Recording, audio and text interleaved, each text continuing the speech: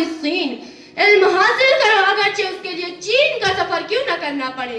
طلب العلم فریضۃ علی کل مسلم، علم دین کا طلب کرنا ہر مسلمان پر فرض ہے۔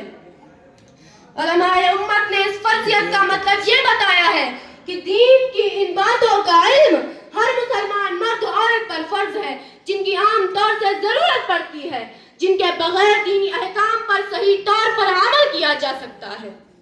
حضرات، آئیے اس سوال پر غور کریں کہ اسلام علم دین کی تحصیل ہر مسلمان پر فرض کیوں قرار دیتا ہے۔ یہ بات سبھی جانتے ہیں کہ اسلام کسی خاندان، قبیلے اور برادری کا نام نہیں ہے۔ جو بھی اس خاندان میں پیدا ہو وہ خود بخود مسلمان اور مسلمان بننے کے لیے اس کو کچھ کرنا نہ پڑے۔ اسلام ایک مکمل دین ہے، مستقل تہذیب اور مستقل تحریک کا نام ہے، جس کے احکام اصول پر چلنے والا ہی دائرہ اسلام میں رہ سکے گا، ورنہ نہیں۔ ظاہر ہے کہ مسلمان بننے کے لیے ہمیں ان قوانین سے باخبر ہونا ضروری ہے جن پر عمل پیرا ہونے کے بعد ایک شخص مسلمان کہلاتا ہے۔ یہی وہ ضرورت ہے جو علم دین کی تحصیل کی طرف ہمیں متوجہ کرتی ہے۔ اگر آپ غور سے دنیا کو دیکھیں، اس کی تاریخ پر نگاہ ڈالیں تو اندازہ ہوگا کہ دنیا کے اندر ہر زمانے میں دو طرح کی طاقتیں کار فرما رہی ہیں، رحمانی طاقت اور شیطانی طاقت۔ رحمانی طاقت انسان کو ہدایت عطا کرتی ہے، گمراہی و ضلالت کے تباہ کن بھور سے نکال کر کامیابی و کامرانی منزل تک پہنچاتی ہے، اور شیطانی طاقت اسے گمراہی کی راہ پر ڈال دیتی ہے۔ اس بات کا پتہ لگانے کے لیے کہ کون سی طاقت ہماری خیر خواہ ہے اور کون بدخواہ، کون صحیح رہنمائی کرتی ہے کون غلط، ہمارے لیے ضروری ہے کہ ہم دین کی تعریف حاصل کریں۔ علم دین کے بغیر ان دونوں طاقتوں میں امتیاز مشکل ہی نہیں بلکہ ناممکن ہے۔ علم دین حاصل کرنے کی احادیث میں بہت فضیلت آئی ہے۔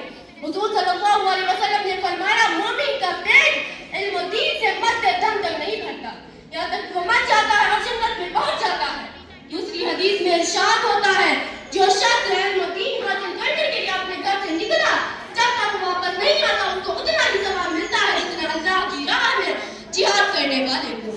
یہ بات بھی بات یہی ہے کہ علم دین کا نہ جاننے والا ہمیشہ خطرے میں رہتا ہے، اسے ہر وقت اس کا خطرہ لاحق ہو سکتا ہے کہ فلاں کام کے اندر جائز و ناجائز حدود کیا ہے اور غلط صحیح طریقہ کیا ہے، جبکہ اس کے برخلاف علم و دین سے واقفیت رکھنے والا اس قسم کے خطرات سے بہت کم دوچار ہوتا ہے، کیونکہ وہ شریعت کے حکموں سے واقف ہوتا ہے۔ علماء کی خوبی یہ بیان کی گئی ہے کہ وہ خدا سے ڈرنے والے ہوتے ہیں۔ انما یخشی اللہ من عبادہ العلماء، اللہ کے بندوں میں علماء سب سے زیادہ اللہ سے ڈرتے ہیں۔ لیکن علم کے ساتھ ساتھ عمل بہت ضروری ہے۔ علم بغیر عمل کے اس جسم کی طرح جو بے روح ہو یا پھر اس درخت کی طرح جس میں پھل نہ ہو۔ حضرت صلی اللہ علیہ وسلم نے فرمایا، اس علم کی مثال جس کو سیکھا گیا ہو اور پھر اس پر عمل نہیں کیا گیا ہو، اس خزانے کی ہے جس میں سے اللہ کی راہ میں کچھ خرچ نہ کیا گیا ہو۔ حضرات، ہمارے اسلاف نے علم و دین حاصل کرنے میں بڑے ذوق و رغبت کا اظہار کیا، اس کے خاطر بڑی تکلیفیں برداشت کی، دور دراز کے سفر طے کیے اور خطرناک راستوں سے گزرے، غربت و مسافرت کی زندگی اختیار کی اور اپنی علمی پیاس بجھانے کے لیے در در کی ٹھوکریں کھائی اور مصائب برداشت کیے۔ مسلمانوں کے علمی کارنامے بے مثال ہیں، مگر افسوس کہ آج مسلمانوں میں وہ علمی ذوق باقی نہ رہا جو ہمارے اسلاف میں تھا۔ وہ علمی ولولہ اب سرد پڑ چکا ہے جس نے ساری دنیا کو مسلمانوں کی آگے جانوے عدم نہ کرنے پر مجبور کر دیا تھا۔ علم کے ساتھ دلچسپی اور لگن جو کبھی مسلمانوں کے اندر تھی اب غیر مسلموں میں آ چکی ہے۔ بڑی بدقسمتی کی بات ہے کہ جنہیں خود مسلمانوں نے علم و ہنر کا سبق پڑھایا تھا اب خود مسلمان ان کے دست نگر ہیں۔ مسلمانوں کے علمی ولولے ماند پڑ گئے جن کے ذریعے ہمارے اسلاف دنیا میں چمکے اور دنیا میں نام پیدا کیا۔ ہمیں چاہیے کہ ہم اپنے اسلاف کا علمی ذوق اپنے اندر پیدا کریں تاکہ ہمارا کھویا ہوا وقار واپس مل سکے۔